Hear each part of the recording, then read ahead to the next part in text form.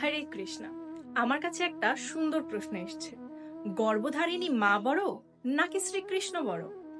এখানে কথা হচ্ছে, গর্ভধারিণী মা যদি শ্রীকৃষ্ণের ঐকান্তিক ভক্ত হন তবেই তিনি বড় হতে পারেন।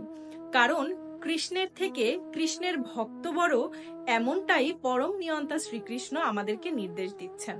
শ্রীকৃষ্ণ সর্বান্তর্যামী এবং হর্তাকর্তা বিধাতা। তিনি রক্ষা না করলে কারোরই ক্ষমতা নেই গর্ভধারিণী বা গর্ভকে রক্ষা করে। এর জন্যই বলা হয়, রাখে কৃষ্ণ মারেকে, মারে কৃষ্ণ রাখেকে। শ্রীকৃষ্ণ রক্ষা করলে মরণাপন্ন ব্যক্তিও বেঁচে যায়। আমরা প্রতি জন্মে গর্ভধারিণী মাকে কিন্তু পেয়েই যাই, কিন্তু শ্রীকৃষ্ণকে আমরা সহজে লাভ করতে পারি না। ঠিক সেই জন্যই চৈতন্য মঙ্গল কাব্যে শ্রী লোচন দাস ঠাকুর বলেছেন, প্রতি জন্মে জন্মে পিতা মাতা সবে পায়, কৃষ্ণ গুরু নাহি মেলে বুঝিও হিয়ায়। শাস্ত্র শ্রীকৃষ্ণ সম্বন্ধে বলা হয়েছে, শ্রীকৃষ্ণ অসমর্ধ, অর্থাৎ তার সমান কেউ হতে পারে না, তার থেকে বড়ও কেউ হতে পারে না।